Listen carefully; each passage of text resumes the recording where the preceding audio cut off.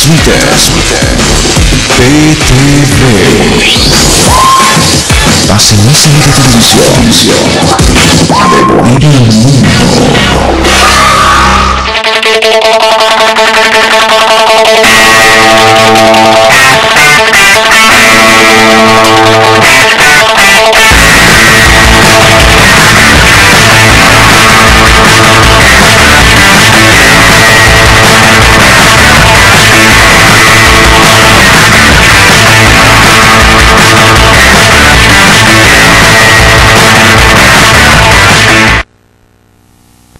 Hola, ¿qué tal amigos, amigas? Un saludo cordial tengan a todos ustedes. Arrancamos un nuevo programa de Ciclos.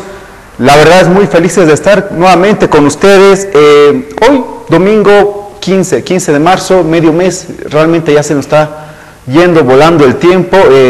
Prácticamente estamos a días de que se cierren las campañas. ¿No? La intensidad política en la ciudad es ardua, bastante, ¿no? Del Alto como en La Paz.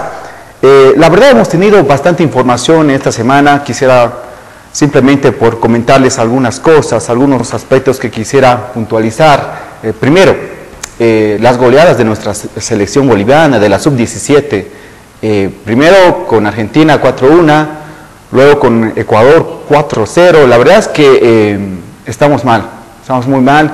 Realmente quisiera que algunas autoridades nuestras, quisiera que la Federación Boliviana tome apunte de este tema, aunque viendo las cosas, Carlos Chávez, la verdad es que es su responsabilidad de él y me apena que no esté haciendo nada al respecto o que no se haya pronunciado, no en el sentido de salir a la palestra, a los medios, de decir, mira, vamos a hacer esto, son palabras. Quisiéramos algo más concreto, ¿no? Porque ¿qué es lo que ha pasado? Prácticamente se los ha reunido un grupo de jóvenes de diferentes equipos, sin nada de preparación, les han lanzado así a la batalla y realmente nos hemos comido 4 goles, señores. Nos hemos comido 8 goles.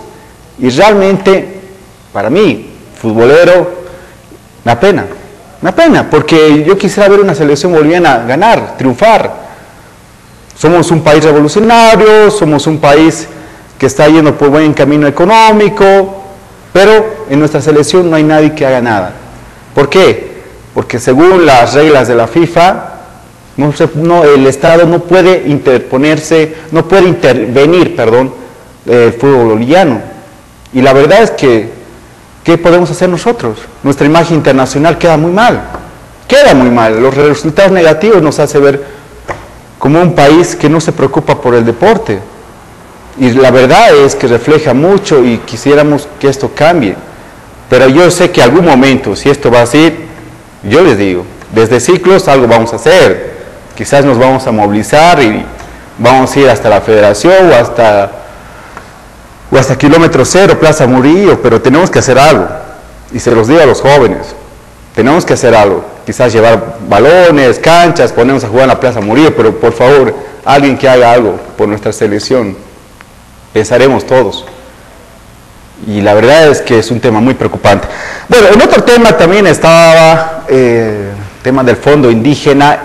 La verdad es que un tema muy polémico. Ayer fue la interpelación a la ministra Nemesia Achacoyo. Una interpelación, primero, cerrada. Prácticamente los que le interpelaron fueron 3 asambleístas del movimiento socialismo. Y la verdad es que hay algunas cosas que tomé apunte. Son 729 millones de bolivianos que se han asignado para 1.100 proyectos, ¿ya? Son 150 proyectos observados. La ministra no ha podido responder a un cuestionario de 14 o 15 preguntas, solamente respondió apenas 4 o 5. Y la verdad es que me asombra porque si bien ella indica que la responsabilidad ha sido del directorio del Fondo Indígena, que la responsabilidad ha sido de las organizaciones sociales por no fiscalizar estos proyectos, yo creo que ella, siendo cabeza de esta institución, del Fondo Indígena, también tiene algo de responsabilidad. Y la verdad es que debía haber algún tema para mí que debería cambiarse la dirección, debería haber sanciones, porque es simple, amigos, amigas, por un principio lógico. Si tu cabeza no ha respondido, obviamente que la tienes que cambiar. Es como un técnico, digamos, si la selección boliviana o cualquier equipo que fuera no responde, ¿a quién se le echa la culpa? Al técnico, ¿no es cierto? Entonces me parece que también acá debe haber cambios sustanciales y no tanto proteccionismo, no tanto defensa, ¿no? Porque me parece que aquí no se están queriendo hacer las cosas bien y a mí me da pena, sinceramente. Es cierto, la verdad es que por una parte es cierto que se ha encarcelado ya a 2 personas, a exdirectores, una con detención preventiva y otra de detención domiciliaria, pero en sí hay que darle mayor, como en un anterior programa los dije, tecnificar nuestras instituciones, realmente donde los profesionales también sean parte y administren y ayuden con su conocimiento. Ahora me podrán decir, pero Humber, ¿ha sido esto culpa de los técnicos medios? Está bien, pero Humber, la ministra Chacoya no tiene nada que ver este asunto. No se ha embolsillado nada, no ha sido partícipe de este desfalco del fondo indígena. Está bien, pero yo les digo una cosa, ella debería tener en conocimiento todo, debería actuar como si tú eres director, directora de algo, tienes que estar intrometido en todo, de los mínimos detalles tienes que conocer, por algo eres autoridad de una instancia institucional, empresarial, sea lo que fuera, pero tú como cabeza tienes que responder, y es así. Y la verdad es que yo espero que se siga investigando las cosas, que siga el gobierno con este rumbo de dar con los responsables, pero para mí particularmente, y dentro de lo que yo veo, una perspectiva ciudadana como cualquiera, es que deberían sacarles a todos, desde la cabeza hasta el último. Hacer un cambio sustancial, tecnificar más este aparato que ha sido el fondo indígena, una conquista social, iniciando el 2003, incluso mucho más antes, pero realmente necesitamos tecnificar y realmente dar oportunidad a gente joven, profesional, para que también sea partícipe de esta administración de estos fondos para nuestros pueblos indígenas originarios campesinos. Bueno, amigos, hoy vamos a tocar un tema muy importante. Vamos a hablar acerca de las estructuras de poder en la Amazonía. ¿Ya? Quiero dar la bienvenida a Carlitos. ¿Cómo estás? Carlitos, un gusto. Vamos a irnos a una pausa antes. Perdón, ahí está Carlitos, la cámara. Aquí está Carlitos. Me va a acompañar. Vamos a irnos una pausa y estamos con este tema de las estructuras de poder en la Amazonía.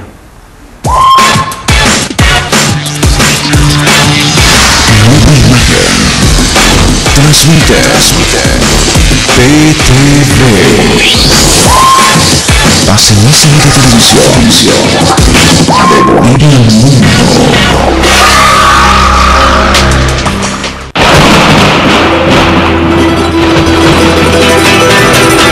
Desde la cumbre más alta del mundo, levántase la ciudad donde jamás se pondrá el sol de nuestra raza. El Alto está cada vez más alto. Las modernas edificaciones construidas en los últimos 5 años han transformado nuestra ciudad y nuestras vidas. El Alto ha cambiado nuestra joven ciudad.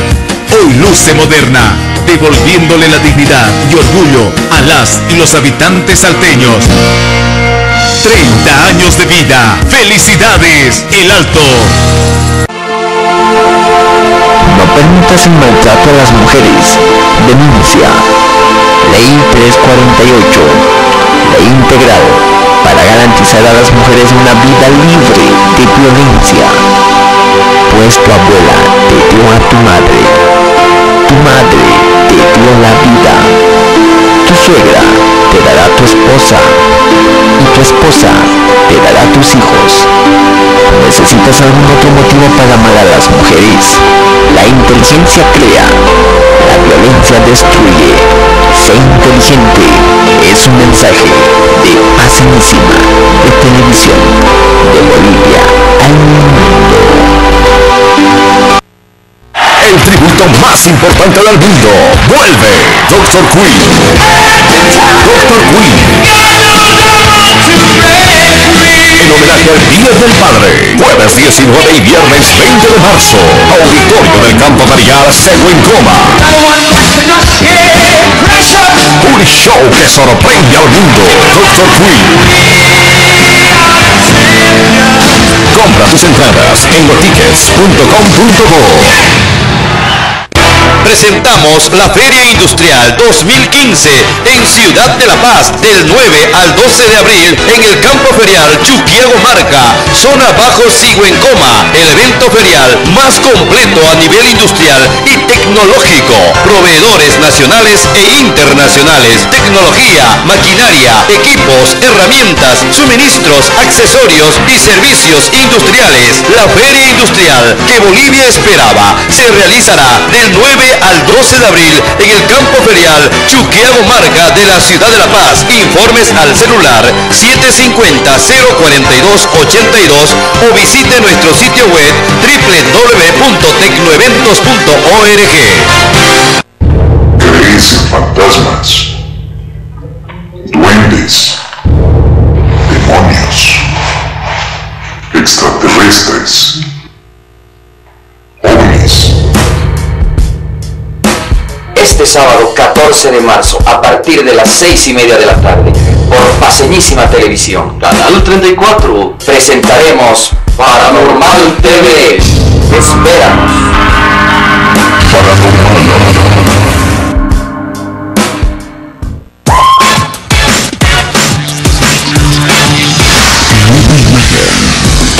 Transmite PTV. Paseñísima de televisión de Bolivia al mundo. Bien amigos, amigas, nuevamente con ustedes. Antes de ir a la pausa les mencionaba que íbamos a tocar el tema de las estructuras de poder en la Amazonía. Acá nos acompaña Carlos, nuevamente. ¿Cómo estás, hijo? Un gusto. Carlitos, vamos a hablar de un tema bastante,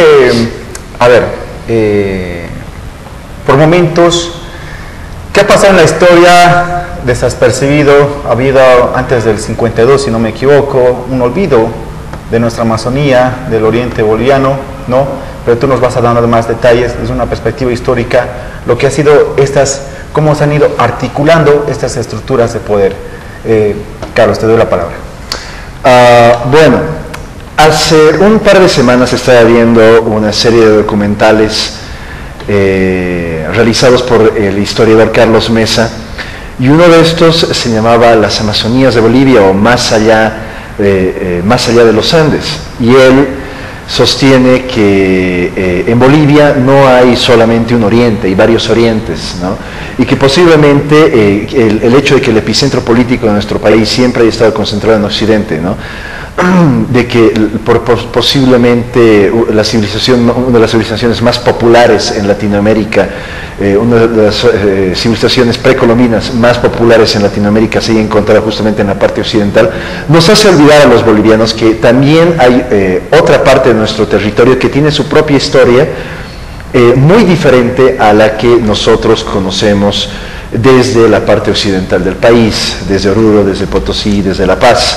Y estos son los orientes, y entre estos orientes está la Amazonía. ¿Qué es eso? Un territorio que se ha usualmente relacionado mucho con Santa Cruz, mucho con la parte oriental del país, cuando en realidad tiene su propia configuración histórica y sus propias particularidades socioeconómicas. Voy a ser un poquito más claro. Cuando comienza la colonización de nuestro país, cuando los españoles llegan al territorio de Charcas y establecen sus virreinatos, hay una parte de nuestro territorio que no es nunca siquiera explorada, y ese es el norte amazónico de nuestro país. Eso es desde Trinidad hasta el hasta la frontera con Pando y más allá. Bueno, se trata de un territorio que no ha sido colonizado hasta después de la República, hasta casi unos 50 o 40 años después de fundada nuestra República. Hace un tiempo vi un programa de un grupo de jóvenes que estaban reflexionando acerca de la Amazonía y sostenían de que parte de la colonización de esta fue también a cargo de la Iglesia, y eso es un dato falso, eso es una equivocación muy común. Aunque la cruz y la espada han sido parte de la colonización de casi la totalidad del territorio boliviano, han sido totalmente ausentes justamente en la parte en el norte amazónico de nuestro país, posiblemente por la falta de riquezas minerales, posiblemente por la dificultad para entrar en este territorio.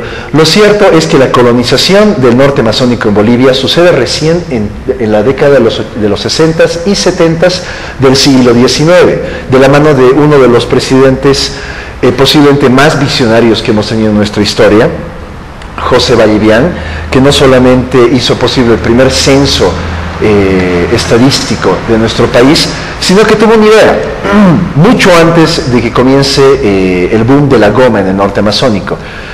Él tenía una visión geopolítica muchísimo más, una visión geopolítica adelantada a su época. Estamos hablando antes de la pérdida territorial de la Guerra del Pacífico, estamos hablando de antes de la pérdida territorial marítima. Vallivian tenía la idea de regionalizar nuestro país, y entre una de las regiones que él tenía diseñadas en su cabeza se encontraba el norte amazónico, una región no explorada que él veía tenía que comenzar a tener presencia estatal porque so pena de perder el territorio por el avance brasilero, el avance brasilero y el avance peruano. Entonces él decide establecer el territorio de colonias a partir de un plan de colonización del norte amazónico que consistía en básicamente decirte: mira, si tú tienes los recursos y el esfuerzo necesario como para llegar al norte de nuestro país, asentarte ahí y establecer algún tipo de actividad económica, nosotros como Estados vamos a darte todas las facilidades para que tú puedas instalarte y vivir ahí, ¿no? Y así comienza la colonización en nuestro país, de la parte norte amazónica. Colonización que se caracteriza en primer lugar por su laicidad, o no sé si esa es la palabra correcta. El hecho es de que la Iglesia jamás tuvo una presencia muy fuerte en el norte amazónico de nuestro país. Las misiones jesuitas y luego franciscanas se limitaron y encontraron su frontera con el territorio de Chiquitos, donde se establecieron varias comunidades jesuitas. Bueno, todos ya hemos hablado de la tierra cimal, etcétera. Pero en la parte norte amazónica, el primero que siente presencia, fuera de los pueblos indígenas que ya están viviendo ahí, es el Estado. Ahora, ¿cuál es el punto? ¿Por qué estoy tomando esto, no? ¿Por qué estoy mencionando todo este contexto histórico antes de hablar acerca de las estructuras de poder que tenemos en la Amazonía? Bueno, se trata de un territorio que tiene sus propias particularidades socioeconómicas, es decir, está claro que el sur del país es una cosa, el oriente de nuestro país después del plan Bohan es otra cosa, y claramente La Paz, el occidente, es otra cosa. Pero la Amazonía boliviana tiene particularidades realmente únicas en cuanto a formas de producción, lo que, no sé, algún marxista llamaría modos de producción. Una excelente historiadora, Pilar Gamarra, tiene un par de publicaciones al respecto. La primera es La Casa Suárez, es una historia acerca de la configuración de un poder regional a partir de la explotación de la goma y la unidad de la barraca gomera, y la segunda es el desarrollo autónomo de la Amazonía boliviana, o del norte amazónico. Y es un desarrollo autónomo por lo siguiente. Bueno, Vallivian permite la colonización de este territorio, la hace posible. Y entre 1880 y 1910 tenemos y 1900 tenemos un primer auge de la goma. En el otro lado del mundo, en Europa, la industria del automóvil no solamente permite lo que va a ser aquí en el país el cambio de las élites de la plata por las élites del estaño con la industria del automóvil, sino que también influye, por el hecho de que los automóviles necesitan ruedas, también influye la demanda de goma. Y acá en Bolivia, territorio bastante rico en eso, en su parte norte, comienza una comienza una explotación intensa de este recurso natural, de donde van a venir grandes empresarios como Bacadíes o creo que era, ya olvidé su primer nombre, Suárez, pero el dueño de la casa Suárez. Bueno, lo cierto es que en la Amazonía boliviana en estos tiempos se tienen ciertos problemas estructurales. En el imaginario de los bolivianos está el hacendado norte amazónico, el hacendado gomero que maltrata a sus peones y donde existen relaciones de producción casi feudales. Y esto en realidad no fue así. No se puede hablar de un modo de producción feudal en la Amazonía, no se puede hablar de unas estructuras de poder feudal en la Amazonía, y tampoco se puede hablar de estructuras de poder plena o de un modo de producción plenamente capitalista. Es totalmente particular por 4 razones clave que apunta Pilar de Amarra. En primer lugar, la falta de mano de obra. Se trata de un territorio que no tenía mucha población. Hoy en día los departamentos de Pando y Beni siguen siendo los departamentos menos poblados de este país, luego de Potosí.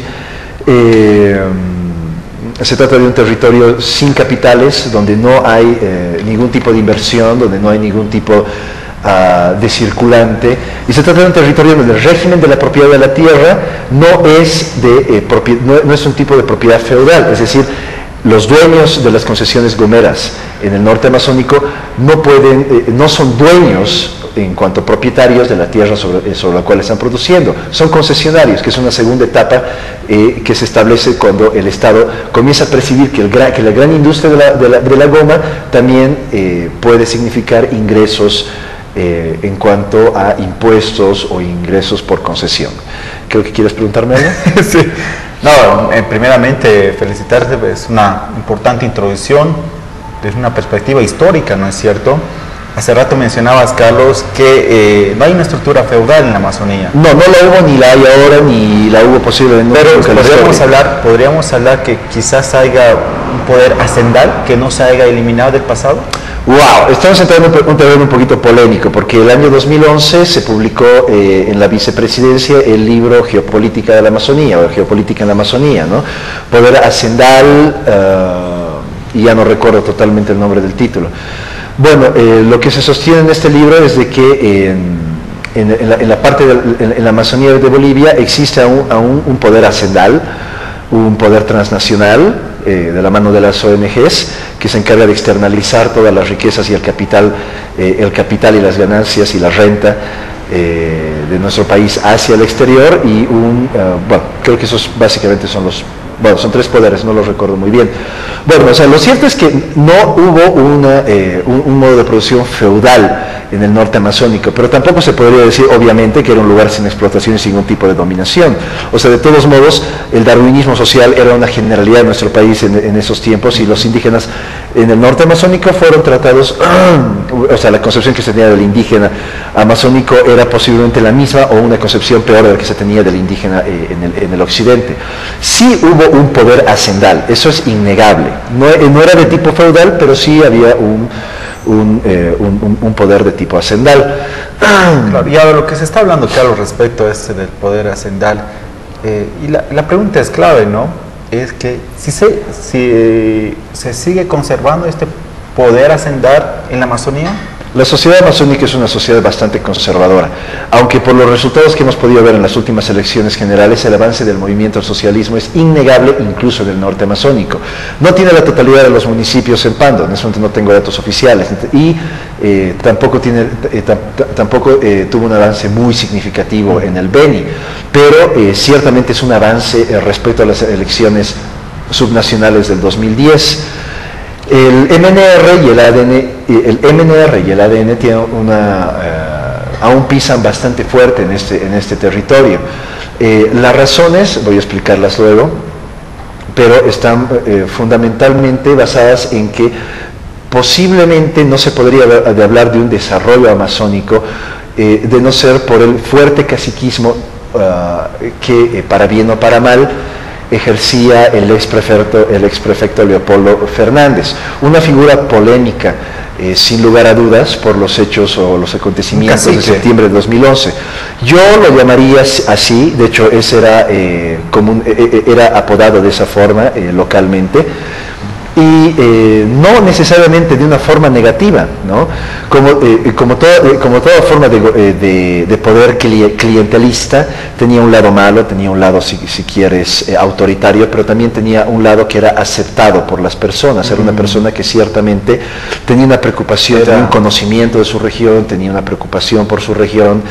Entonces, más allá de las luces y sombras que tenga este personaje, y creo que la responsabilidad que él tiene por los acontecimientos de septiembre de 2011 está mucho más que aclarada. Hay una investigación del Ministerio de la Presidencia que además explica, ¿no?, y a detalle todas las relaciones clientelares que había establecido esta persona, al nivel de formar ya una élite en el sentido académico de la palabra, es decir, un grupo cerrado de personas con una ideología o intereses comunes de difícil acceso y que se beneficiaban incluso a costa o a pesar de la sociedad civil. Pero más allá de eso, Leopoldo Fernández era un líder bastante preciado por una parte de la sociedad pandina. No hubiera logrado la victoria que logró en las elecciones del 2005 de no haber sido así. No, pero sí, eso hay que aclarar, ¿no, Carlito? A mí me encantó la intervención. Leopoldo Fernández era una persona amada y temida, ¿no? Entiendo de que era un grupo cerrado, como tú decías, académico, se manejaba el tema político, quizás hasta electoral, desde un ámbito muy cerrado, pero aún así, yo te garantizo, si Leopoldo Fernández sale ahorita, gana nuevamente en Pando. ¿Y es por qué? Porque es una persona con mucha tradición política y una persona reconocida ya, para mí. Pero son, como te digo, hay que todavía analizar el tema de estas estructuras de poder y por qué se están conservando esas estructuras de poder en Pando y por qué en el Beni el MAS no puede ganar. Esto y más vamos a hablar en el próximo bloque. Vamos a hacer un corte, por favor. Mierda. Eso por nervioso, ¿no? Transmite PTV. Paseñísima de televisión. De Bolivia al mundo.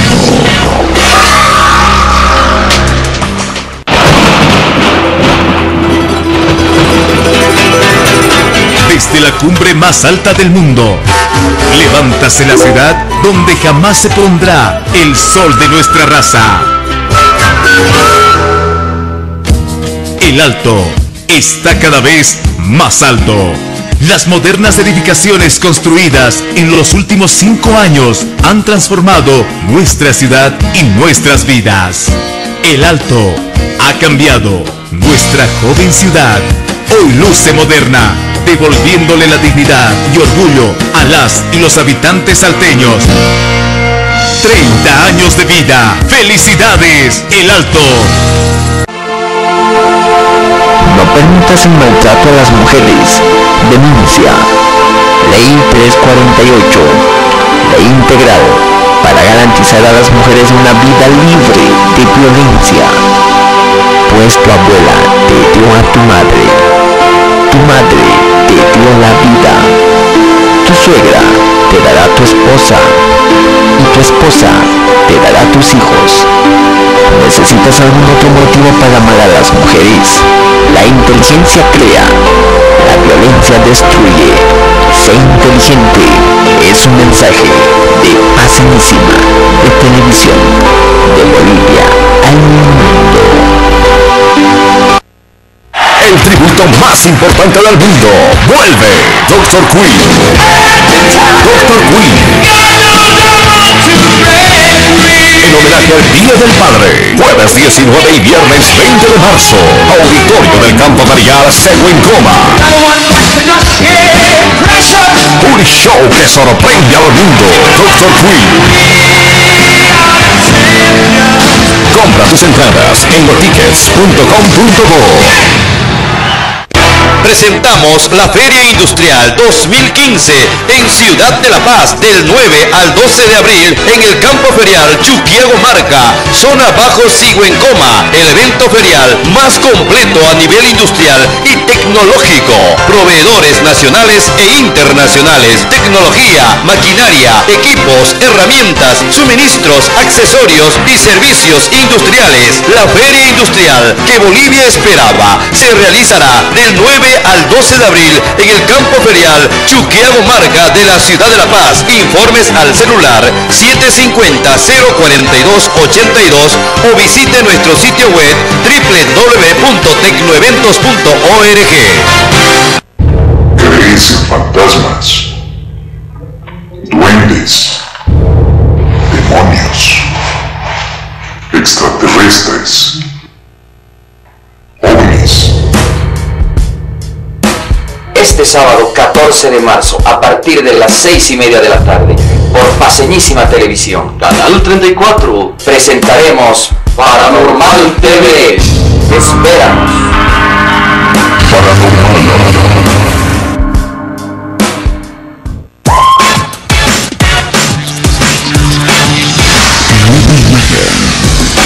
Transmite PTV. Paseñísima de Televisión. De Bolivia al mundo.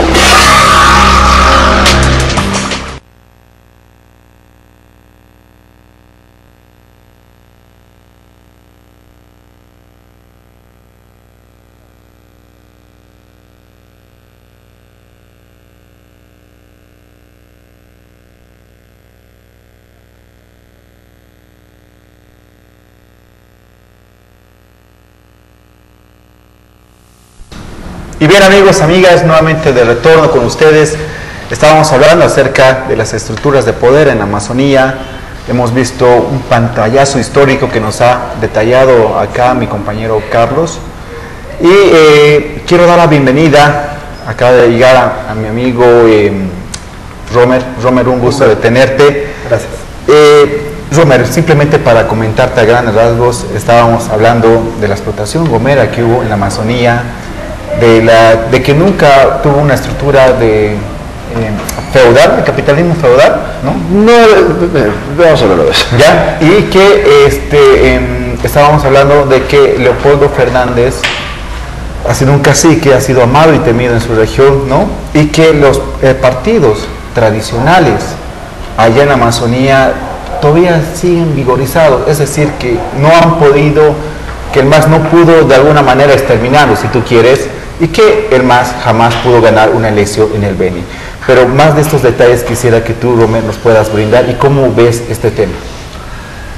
Es importante que nosotros nos remontemos un poquito a 1952, porque lo que pasa en ese momento es que el MNR representa una circulación de élites, y esta circulación de élites tiene como consecuencia que se desplaza a esa antigua élite. ¿Y qué era esa antigua élite? Estaba formada por los mineros y por los terratenientes. Entonces, lo que hace el MNR, y lo hace con una visión de largo plazo muy inteligente, es que ellos se percatan de que han tomado el poder político, pero que este poder político requiere, eso siempre se da a lo largo de la historia, también que esté apuntalado por un poder económico. Y comienza ese proyecto de la construcción de una burguesía, de una clase empresarial, si se quiere, pero que con esa visión de que sea una burguesía.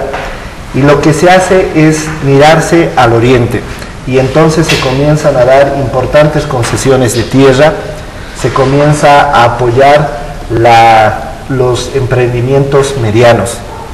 Esto es muy importante porque Gonzalo Sánchez de Lozada fue parte de ese proyecto, y de hecho en su momento llegó a ser el empresario minero más exitoso de la minería mediana. Entonces, ¿qué es lo que pasa? Se ve al oriente con esa visión de que es un extenso territorio que tiene mucha riqueza, y comienzan a darse importantes extensiones de tierra para formar esta nueva burguesía. Pero además esta incipiente burguesía, si se quiere, que no terminó de consolidarse totalmente en Pando y en Beni, es apoyada por el Estado. Entonces, esto va a desembocar en lo siguiente. La población de los departamentos de Pando y Beni asumen que estas personas que tienen grandes extensiones de tierra, que de hecho también ocupaban cargos gubernamentales, son ellos en realidad quienes dan recursos, quienes hacen obras.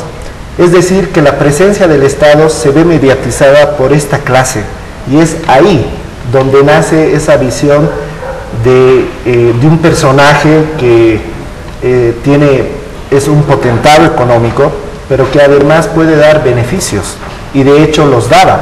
Entonces, la población no comienza a identificar las obras estatales que se dan, que no fueron también muchas, no las comienza a identificar con la gestión de Estado, sino las comienza a identificar como obras de un personaje, porque estas personas lo que hacían era mediatizar la presencia del Estado. Entonces, es ahí donde comienza a configurarse esto de los caciques, personas muy potentadas económicamente, que de alguna manera también mediatizan la presencia del Estado porque ellos eran quienes ocupaban cargos de responsabilidad en estas regiones. Entonces, la población comienza a verlos en un sentido de líderes, y a pesar de los problemas, de los conflictos que ellos puedan tener, de los problemas o de las malas acciones que puedan desarrollar, se ve identificando con ello también algunas acciones positivas, y es ese el germen de lo que hemos visto, de estas personas que, por así decirlo, no terminan de tener alguna base social, y es que ese potentamiento económico inevitablemente se relaciona con otras familias que también tienen intereses con ellos, y esto en conjunto forma eso que tú decías. Todavía el movimiento nacionalista revolucionario no termina de desaparecer en estas regiones, porque todavía el apoyo, la base social que tiene viene de esa época, de 1952, con esta clase social que se vuelve potentada económicamente en la región. Entonces, eso es lo que nosotros tenemos que tomar en cuenta para ver estos liderazgos que tú mencionabas, Humbert. El caso de Leopoldo Fernández, que es una persona venida de las Fuerzas Armadas, muy relacionada con Hugo Banzer, que fue varias veces senador de ese departamento y que era identificado como una figura prominente. Además de que no es tampoco poco conocido el hecho de que él tiene muchos ahijados, de que varias veces antes de ser prefecto ha sido nombrado padrino de varias promociones. Entonces la gente identifica en él una especie de mecenas en algunos casos, y esto le ha servido para mantener esa imagen. Ello por supuesto no deslinda el hecho de los hechos que han sucedido en Porvenir, pero nos ayudan a entender este tema de estas personas potentadas que mediatizan la presencia del Estado, y a partir de eso van generando vínculos con las personas, que son vínculos que podríamos nosotros decir de alguna manera patrimoniales, porque ellos, más que líderes, los ven a ellos como personas que son mecenas, que pueden entregar dinero, y eso se ve. Ese también es el caso de Ernesto Suárez. Él viene de la ganadería y es muy similar al caso de Leopoldo Fernández. Perfecto. Antes de ir con Carlos, simplemente quería preguntarte esto, Romer, acerca de que no sé si es una obsesión del gobierno de querer de alguna u otra manera tumbar el último bastión, que es el Beni, a la cabeza de Ernesto Suárez. Tú muy bien has visto la información, que de alguna u otra manera le quieren poner unas trancadillas para evitar que Ernesto vaya como gobernador, porque las encuestas lo apuntalan, ¿no? Y realmente tiene una amplia mayoría de votación. Entonces, ¿cómo tú has podido ver este tema que recientemente, en toda esta semana, ha salido? Bueno, hay que partir del hecho de que la política inevitablemente la hacen los seres humanos, y los seres humanos tenemos varias dimensiones. Una dimensión mucho más racional, que tiene que ver con una visión estratégica, y eso desemboca en que el movimiento al socialismo está entendiendo que después de la última elección ha comenzado un nuevo ciclo, y este nuevo ciclo implica la posibilidad de que vuelva ese escenario de confrontación fuerte que hubo durante la primera gestión de gobierno del presidente Evo Morales. La oposición, ante la evidencia de que el gobierno había tomado el poder central, lo que hizo fue atrincherarse en los niveles subnacionales. Entonces el gobierno ve como posible que en estas elecciones subnacionales puedan otra vez no solo originarse un bastión, sino inclusive otros bastiones en departamentos que antes tenía el movimiento al socialismo un apoyo casi absoluto, y pueden generarse varios bastiones. Entonces la preocupación tiene que ver precisamente con eso. En el caso de Ernesto Suárez también tiene que ver el tema de la trayectoria. Él ya fue parte del CONALDE, tiene mucha experiencia, y eso podría hacerlo, a diferencia de Rubén Costas, que todavía su imagen está relacionada con un discurso muy confrontacional. Ernesto Suárez se ha estado mostrando muy inteligentemente un poco en la dirección que marca la nueva constitución política del Estado. Y ejemplo de eso es que de todos los prefectos que en la primera gestión de gobierno del presidente Morales se posesionaron, el único que hizo una ceremonia que emulaba los actos que se hacen en Tiwanaku es Ernesto Suárez. Él, aparte de la posesión que tuvo en Sucre, tuvo una posesión de tipo originaria. Entonces es una persona que tiene un pensamiento que intuye que la historia, ese nuevo ciclo que comienza con la nueva constitución, obligaba a que no se podía obviar ese nuevo tiempo. Entonces el gobierno, por un lado, tiene esta visión estratégica, la preocupación de que vuelvan a articularse bastiones de oposición en los espacios subnacionales que puedan generar esa inestabilidad que hubo en la primera gestión. Y por el otro también lado está el lado personal. Si uno revisa las declaraciones del presidente, el presidente se sintió demasiado contento cuando dijo que en algún momento de su gestión no podía aterrizar en partes del territorio y que eso se había logrado revertir. Pero hubo una especie de sinsabor al saber que se estaba perdiendo el departamento del Beni, porque ya se sabía que se había ganado en Santa Cruz, y eso por supuesto tiene que ver ya con lo personal. El presidente por supuesto debe tener algunos altercados personales que ha tenido, y él no, y lo ha dicho en su momento, no quiere trabajar con esas personas. Entonces son esas dos visiones. Perfecto. Bueno, antes de ir a la pausa, quiero hacer la siguiente pregunta, que es para ti, Carlos. Carlos, que tú lo has visto desde un enfoque más histórico acerca de cómo se ha ido constitucionalizando o constituyendo este poder, estructuras en la Amazonía. Si es posible que en algún momento de la historia tiendan a desaparecer estos partidos tradicionales, o simplemente por ser un polo opositor siempre van a permanecer ahí, quizás con otros protagonistas, no lo sé, pero esa pregunta te lo digo picando. Y bueno, vamos a una pausa y estamos con más. Pausa. Nueva imagen. Transmite PTV. Pasenísima de televisión. De Bolivia al mundo.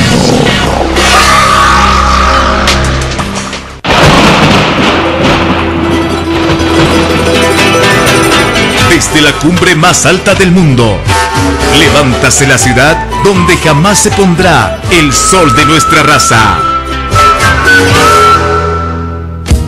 El Alto está cada vez más alto. Las modernas edificaciones construidas en los últimos 5 años han transformado nuestra ciudad y nuestras vidas.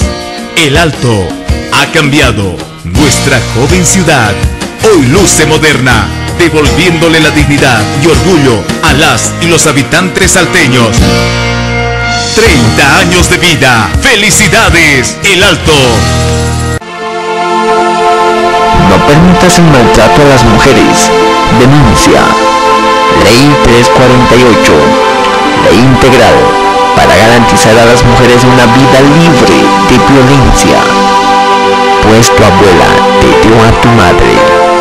Tu madre te dio la vida. Tu suegra te dará a tu esposa. Y tu esposa te dará a tus hijos. ¿Necesitas algún otro motivo para amar a las mujeres? La inteligencia crea, la violencia destruye. Sé inteligente es un mensaje de Pasenísima, de Televisión, de Bolivia al mundo. El tributo más importante del mundo vuelve. Dr. Queen. Dr. Queen. En homenaje al Día del Padre, jueves 19 y viernes 20 de marzo, auditorio del Campo Ferial Seguin Coma. Un show que sorprende al mundo. Dr. Queen. Compra tus entradas en lotickets.com.bo. Presentamos la Feria Industrial 2015 en Ciudad de La Paz del 9 al 12 de abril en el Campo Ferial Chuquiago Marca, zona Bajo Sigüencoma, el evento ferial más completo a nivel industrial y tecnológico. Proveedores nacionales e internacionales, tecnología, maquinaria, equipos, herramientas, suministros, accesorios y servicios industriales. La Feria Industrial que Bolivia esperaba se realizará del 9 al 12 de abril en el Campo Ferial Chuquiago Marca de la Ciudad de La Paz. Informes al celular 750-042-82 o visite nuestro sitio web www.tecnoeventos.org.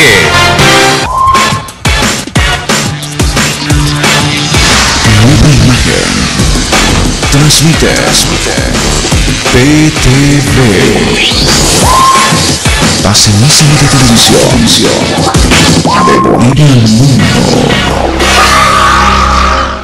Y bien, amigos, amigas, prácticamente ya estamos a minutos ya de concluir el programa, pero antes quisiera remontar, ¿no?, la pregunta que te hice, Carlos, acerca de... Si algún día además va a poder tomar el Pando y Beni y... Si estos partidos todavía no se van a seguir conservando, ¿o tú crees que van a extinguirse en algún momento? Mira, creo que el fenómeno del MAS a nivel nacional, y no hay un solo politólogo en el mundo que pueda negarte esto, es un fenómeno de masas, es un fenómeno histórico.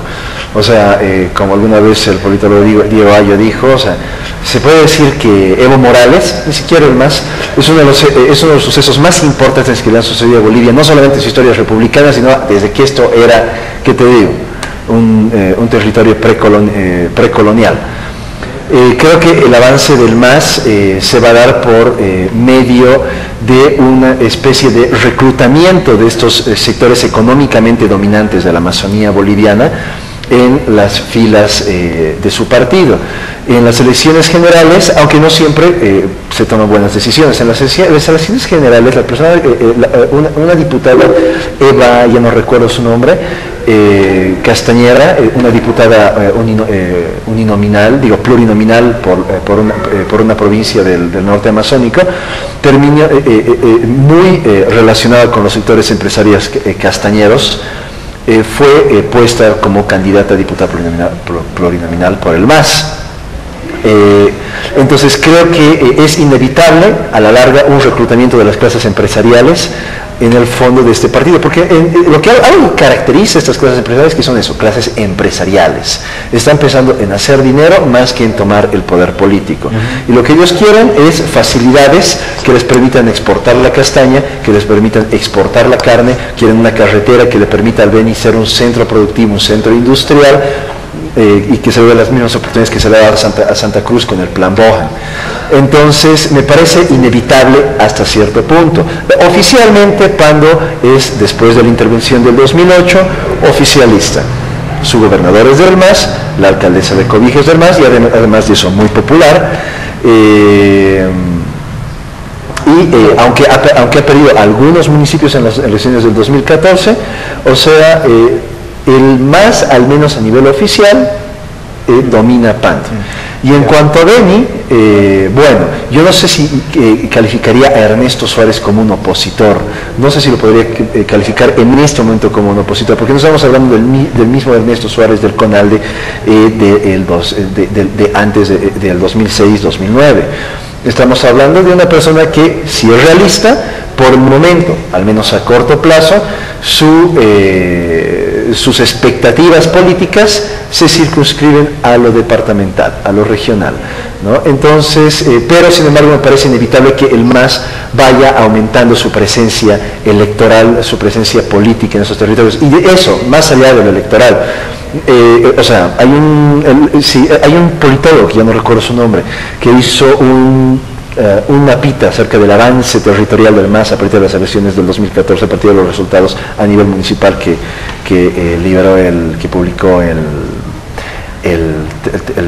órgano electoral, y es comparativamente con las elecciones subnacionales del 2010 o las elecciones generales del 2009, es una manchita azul, fuertemente azul en el centro, en la parte occidental, que se va volviendo un poquito menos azul, se ve un poquito más celeste, pero lo cierto es que ya tiene parte del oriente, ¿me entiendes? Y a través de la inversión pública, a través de los proyectos del FPS, del Evo Cumple, ¿no? A partir de la coordinación necesaria que tiene que haber entre el gobierno central y los niveles subnacionales, me parece inevitable, totalmente inevitable que el MAS vaya conquistando espacios políticamente, y más allá incluso de lo electoral. Importante tus apreciaciones, Carlos.